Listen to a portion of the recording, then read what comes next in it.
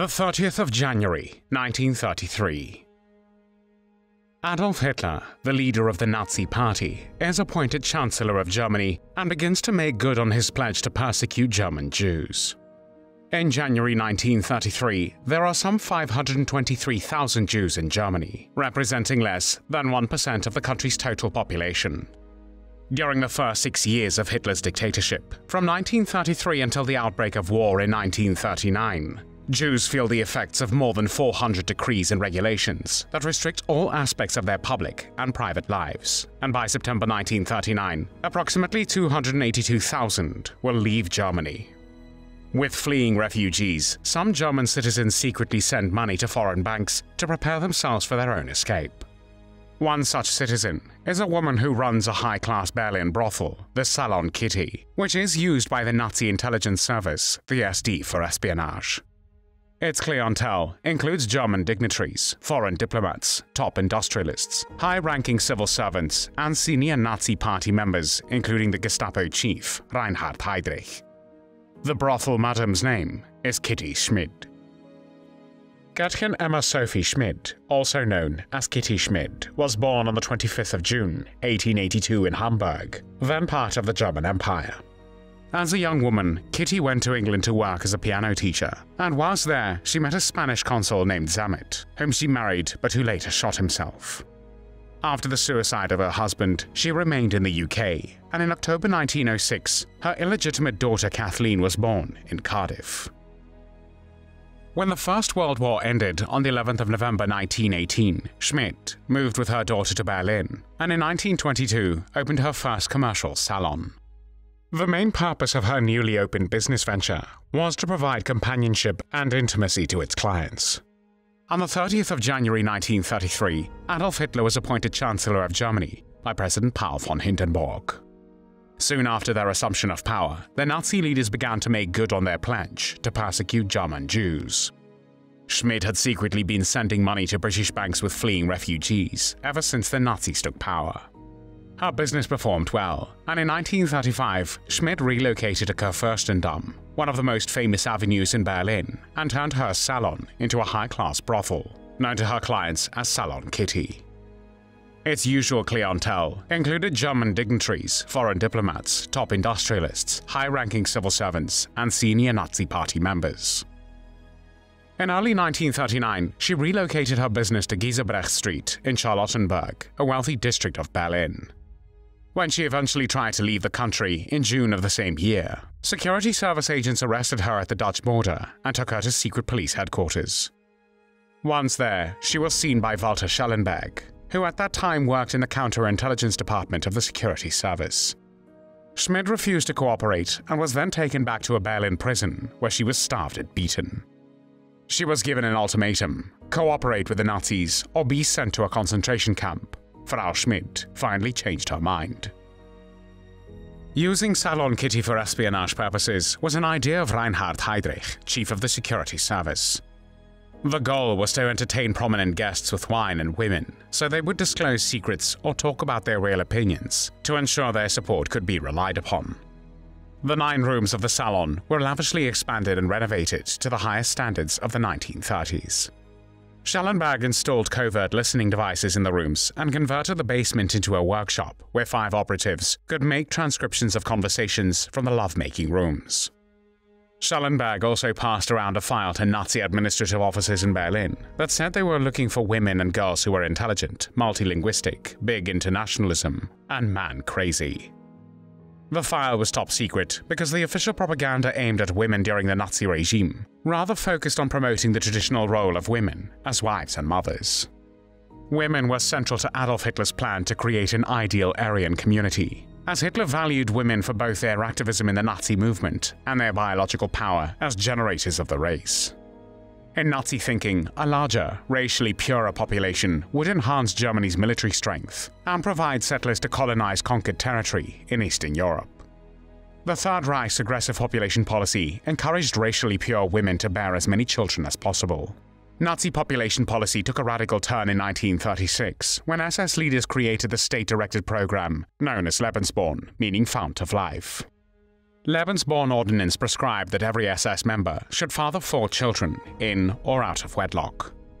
Lebensborn homes sheltered single mothers with their children, provided birth documents and financial support, and recruited adoptive parents for the children.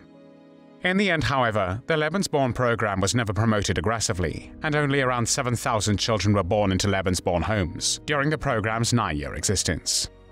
Instead, Nazi population policy concentrated on the family and marriage.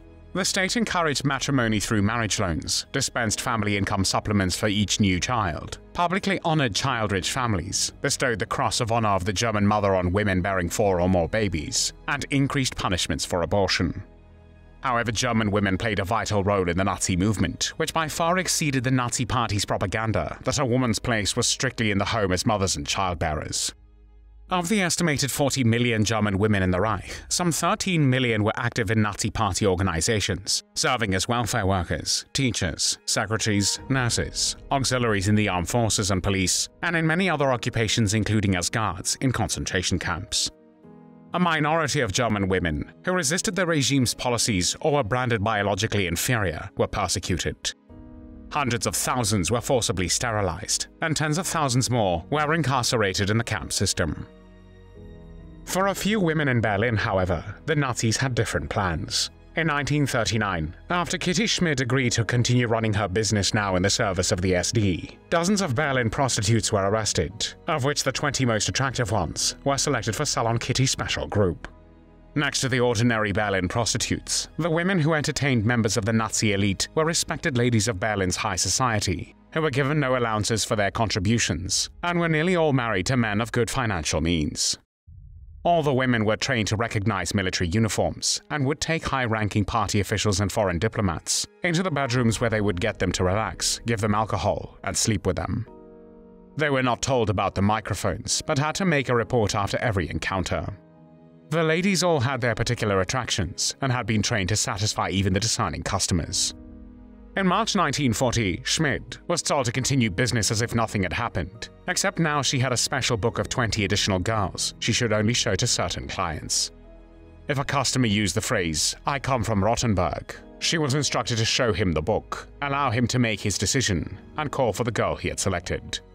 The girl would then spend the night with a guest and depart later. In the meantime, a Nazi officer would be in the basement, listening in thanks to secret microphones that were planted in the room and recording everything that was going on. Rumors of a spy brothel, however, became an open secret in Berlin. Wilhelm Canaris, the chief of the Abwehr, the German military intelligence service, mentioned to one of his agents that the secret police were operating tape recorders and listening devices in the basement of the Salon, but at the same time expressed moral and practical concerns. He said, "Firstly, as an officer, I cannot align counterintelligence with a brothel, and secondly, I cannot imagine a diplomat enjoying himself with one of the girls, then taking a break, chatting about the most secret invasion and deployment plans, and then going back to business with a girl." Salon Kitty was also visited by foreigners, and one of the most frequent guests was Galeazzo Ciano, son-in-law of Italian dictator Benito Mussolini and foreign minister of fascist Italy, whose forthright opinions about the Führer were not particularly positive. On one occasion, he told his interpreter, Eugen Dollmann, "Heydrich must be very stupid if he thinks I don't know about his men in the next room. He shouldn't be hiding the microphones under pillows." Another visitor, SS General Sepp Dietrich, wanted all 20 of the special girls for an all-night orgy, but revealed no secrets. Propaganda Minister Joseph Goebbels had been marked as a client who enjoyed lesbian displays that were otherwise considered antisocial acts outside of that context. British agent Roger Wilson, under his cover identity as Romanian press secretary Lyubor Kolchev, noticed the microphone wires while there. He became a frequent customer of the Salon with a regular girl, and later arranged a wiretap to 3 cables. After that, British intelligence heard some of the same conversations of the German security service, but nothing much came of it. Other prominent guests included Robert Ley, head of the German Labour Front, Joachim von Ribbentrop, Minister of Foreign Affairs, and even Reinhard Heydrich. Heydrich had a high sex drive and was a regular visitor to Berlin's brothels, but during his inspection tours at Salon Kitty, all microphones had to be turned off.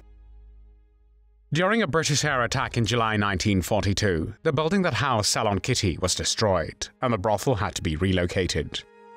As the war progressed, the clientele of Salon Kitty decreased, and the security service decided to abandon the project and handed the Salon back to Schmidt. She was reminded, however, that she should keep silent or face retaliation.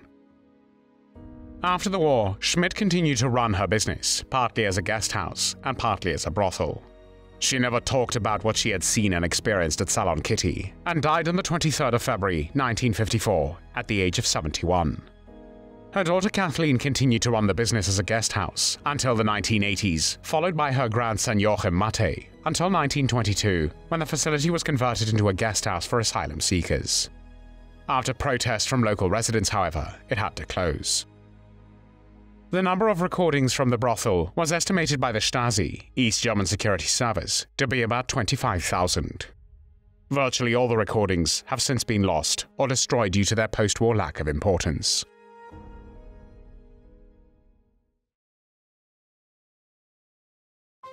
Thanks for watching the World History Channel. Be sure to like and subscribe, and click the bell notification icon so you don't miss our next episodes. We thank you, and we'll see you next time on the channel.